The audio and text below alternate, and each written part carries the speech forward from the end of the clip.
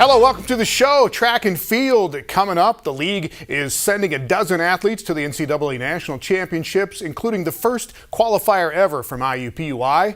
We've got a video look back at the top moments this Summit League season coming up as well. But first, baseball. Summit League tournament champion Oral Roberts had a little dinner party Monday to find out who they would play in the NCAA Regionals. Fort Worth Regional is paired up with the Fayetteville Regional. Arkansas 80 home runs leading the SEC. They will open up against the Oral Roberts Golden Eagles. They were the Summit League champs. 18th tournament appearance in the last 20 years. Gives your club a chance to stay at home for an extra day or several extra hours. Gives your fan base a chance to travel. So I like staying close to home. We compete. We know how to compete. We know how to play. We're close, and we're going to take advantage of it.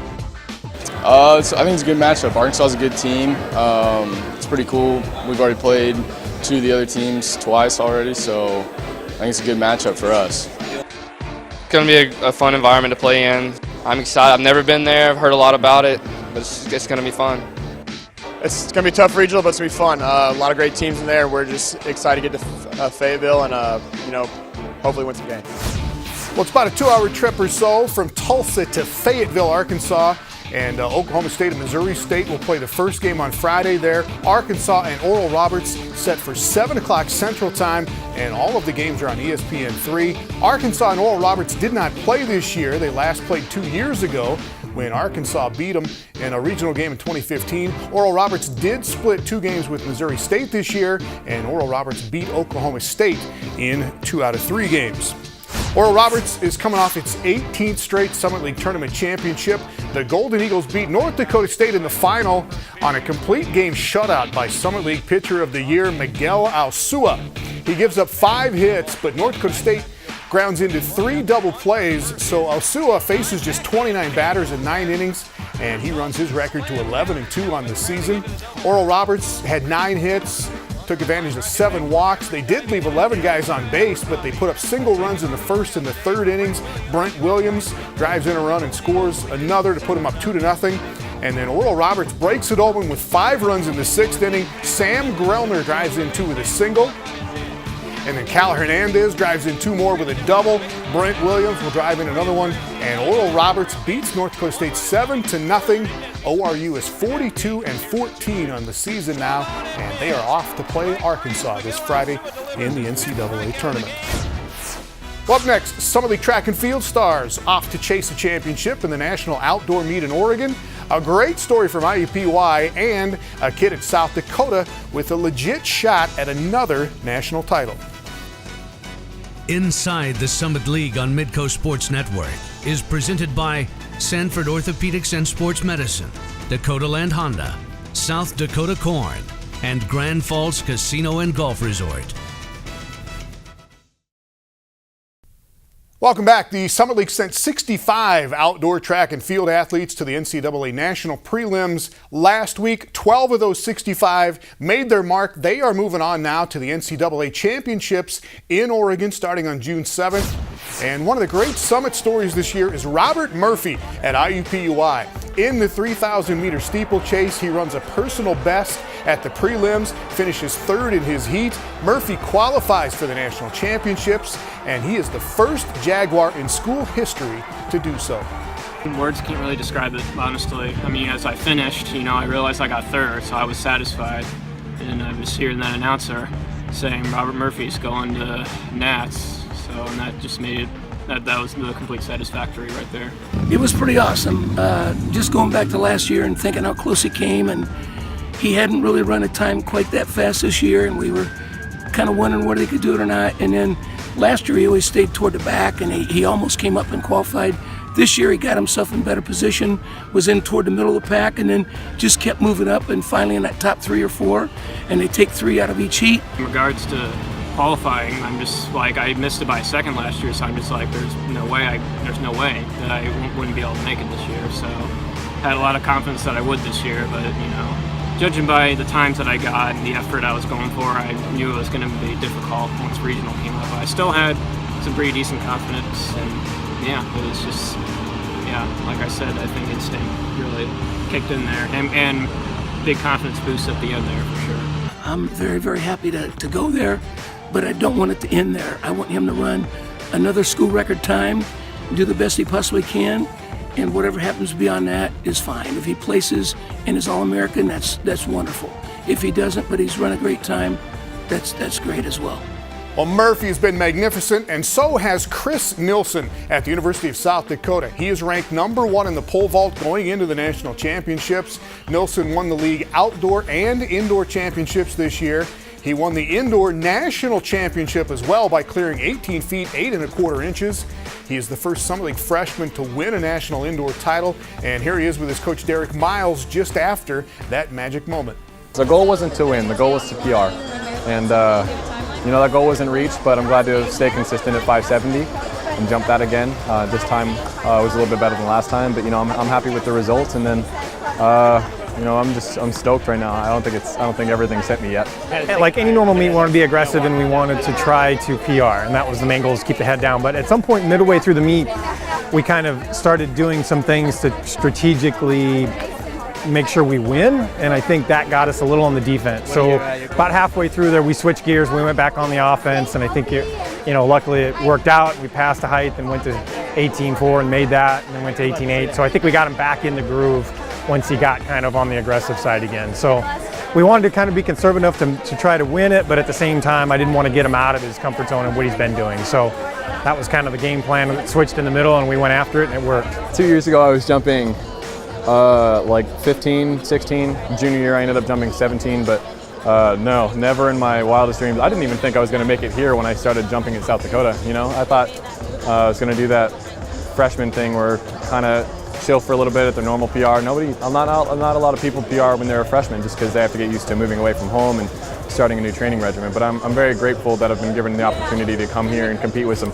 fantastic athletes. These guys are going to be my friends when I'm 60, and I'm happy I've made those connections. And to come in and have to perform as a freshman in the biggest stage, I think those are the things that you kind of want to see how he reacts to as a coach. And I mean, when the meet kicked in and he had to go, he was on it. So it's fun to see him kind of perform and really kind of exceed what he had been doing all year. We're in new territory when you have a freshman that can come in and just be really clicking and jumping well, and every week progressing. I mean, it's going to be interesting. I'd love to see where we're going to end up in the next year, but I mean, whatever I put out there, it's probably going to be a little conservative. I think he's going to exceed it. So that's going to be the fun part, is just continuing to find what his ultimate potential is, and just a step-by-step process to get there. And Chris Nilsson does have the best outdoor mark in the nation right now. Maddie Mortimer is in the top 3 in the nation in his event. Great story coming up on this British Bison. Coming up next. Welcome back to track. North Dakota State will have 6 representatives at the NCAA Outdoor Track and Field Championships next week. 2 of them are javelin throwers, Alyssa Olin for the women and Maddie Mortimer for the Bison men. He grew up in Great Britain. He was an English national champion, and he is now one of the best in the United States. Here's Brian Shawn with more with Maddie Mortimer in Fargo. Is Maddie Mortimer of North Dakota State. Prodigy. That was the word used to describe NDSU senior Maddie Mortimer as he grew up in England. As an 8th grader, he had never thrown a javelin until trying it out in a physical education class. And when he did, the 12-year-old made an instant impression. We just all lined up, picked up a javelin and threw it. And she stood in front of me, and I was worried I was going to hit her, but she said, "Oh, don't worry, you won't throw this far, you won't hit me." But I threw it over her head.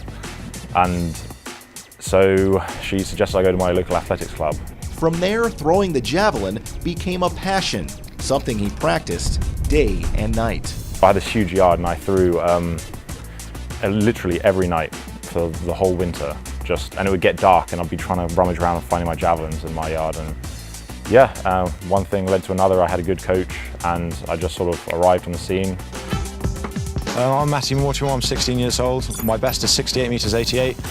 Mortimer bursted onto the scene nationally, setting the under-15 British record by 5 meters. It led to a lot of attention, including appearances on several television programs and shows in the UK. There was definitely a lot of pressure and expectation. And I was, a young prodigy coming up, and I broke the British record by so frequently and by such a huge margin. It was like, oh wow, this kid's but obviously it has never, yet come into fruition. But I'm throwing well now. Matty went on to set more national records in the under-17 and under-20 divisions, representing Great Britain at the 2012 World Junior Track and Field Championships in Barcelona, Spain. His performances led to a scholarship offer at the University of New Orleans, so he left for the United States to compete. I got a scholarship, and who doesn't want to go to America? So I came, and I had a really good coach there, but he left after the first season. And I wasn't in a good position. I wanted to leave, and Justin got into contact with me. So he knew I was looking to leave because I think my old coach told him. He called me up and said, hey, I have a great guy. Would you be interested? I said, yeah, oh yeah. So that's kind of how we got in contact, and everything just lined up right. When I flew in to Fargo, I just saw this sort of little collection of houses, basically. And I was like, what is this? It was so flat. Matty redshirted at NDSU in 2014. Then finished 7th at the NCAA Outdoor Track and Field Championships as a sophomore, setting a school record mark at 238 feet. He's improved every year since, earning All-American honors twice and claiming the British national title last summer. Matty had achieved great things very young, and then there was a period of time where there wasn't a lot of improvement. So me as a coach, it's not really about recreating the wheel. Just how do we make the wheel turn a little bit better? At the Stanford meet earlier this month, the Bison senior set a new personal record with a toss of over 254 feet, the second longest in the NCAA this year. It's also the longest throw by a British man since 2012. But Matty says he's only focusing on competing with one person, himself. I can't stress enough that I do this because I love the sport, and I want to carry on doing it. But I don't have this really deep drive to be the best of the best. I just want to beat myself. And that's actually coming in really good for me this semester because I don't have all this pressure on myself. And now the pressure of me being young and that prodigy thing has well gone away. I'm just free to do my own thing, and I'm really enjoying myself again.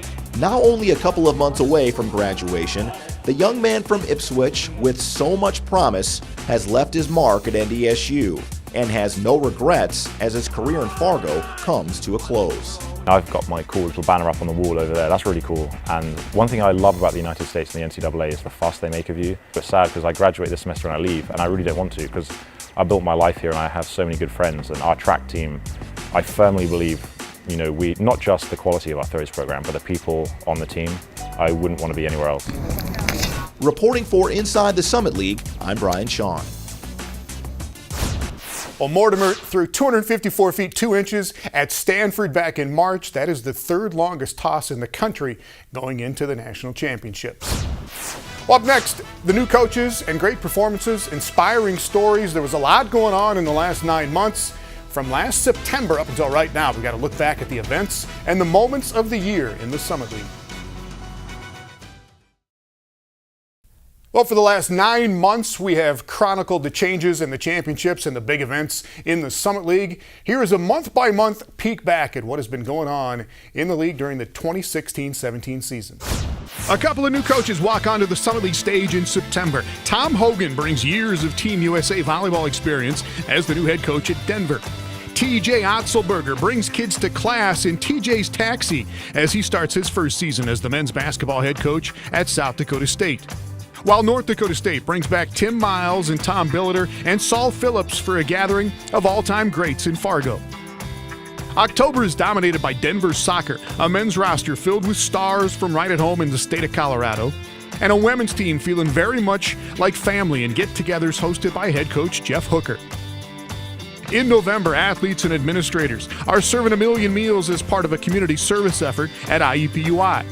Carlin Dupree is back on the court after a personal hiatus had taken him away for a time at North Dakota State. Rodney Billups is getting settled in as the new men's basketball head coach in Denver. And Fort Wayne is pulling off the upset of the early season with a win at home against Indiana. In December, the Denver men's soccer team is making a historical run into the national semifinals. Allison Arns is making the transition from freshman backup to sophomore star as the leading scorer at South Dakota. While Dexter Werner is showing his skills that make him one of the best shot blockers and most consistent shot makers in the Summit League. January brings big news from outside the league that the University of North Dakota will be coming in. The Fighting Hawks announced that they will join the Summit League starting in 2018. South Dakota State says goodbye to two coaches. Brad Erickson retires after more than 30 years as the mentor in swimming and diving. Lang Wiedemeyer leaves the women's soccer program to go closer to home at a school in Virginia. And Brock Thompson takes over as the new Jackrabbit head coach. Never mind March. February is the month for madness in men's basketball. Kai Cabellas throws in one of the craziest buckets you will ever see. Mike Dahm goes for 51 at Fort Wayne and ties the season mark for most points in a game in Division I. And Air Force transfer Matt Mooney is showing the stuff that will eventually take him and his team to the Summit League regular season title. In March, North Dakota State's women win the indoor track and field championship for the 10th year in a row, and they will follow it up with a 10th straight outdoor title 2 months later. The league announces the first ever class in the Summit League Hall of Fame, headlined by former men's basketball players Tony Bennett and Bryce Drew. And Denver names a new head coach in women's basketball. Jim Turgeon replaces Carrie Cremines. In April, a men's basketball change at Oral Roberts. Scott Sutton let go. Paul Mills comes in from Baylor to be the new head coach. The Golden Eagles' Albert Owens is named to the Athletic Directors of America Scholar Athlete Team. He's one of just 10 players honored on the national squad. South Dakota track coach Derek Miles finally gets the bronze medal that he earned from the 2008 Olympic Games. And in May, IUPUI wins its first ever regular season championship in softball. But the Jags are shocked in the Summer League tournament when North Dakota State comes back to beat them twice on Championship Saturday. The Bison go on to beat defending national champion Oklahoma in the opening game of the NCAA Regional. And Oral Roberts baseball and our track and field athletes still going right now. Well, up next, music and memories, the best motion pictures of the year in Summit League sports in a final video retrospective from our Inside the Summit League show producer, Max Jensen.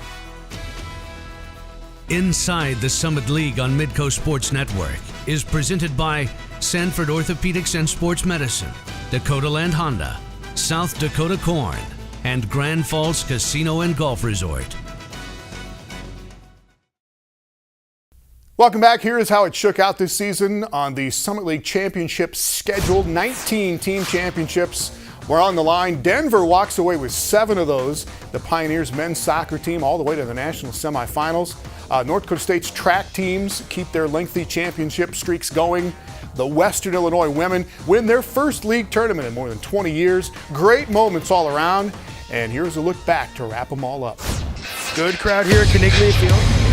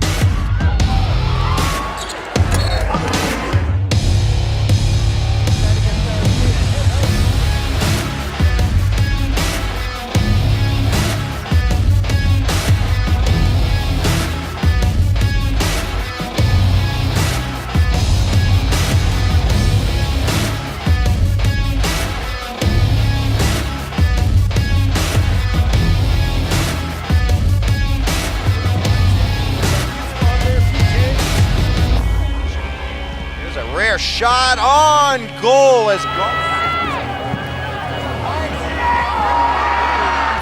with a chance to tie it safe for it. The rebound's knocked in. It's all tied up.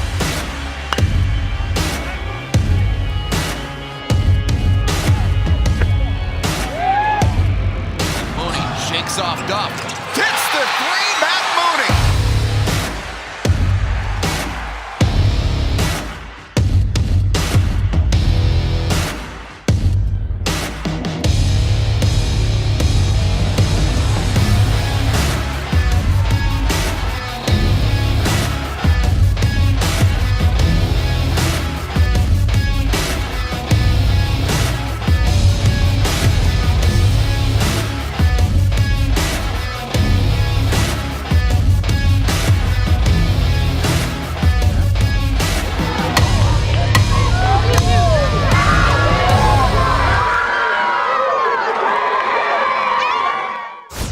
And our thanks to Tom Duple and David Brower, everybody at the Summit League office. Thanks to all of the sports info people and the video people at our Summit League schools. We'll see you later.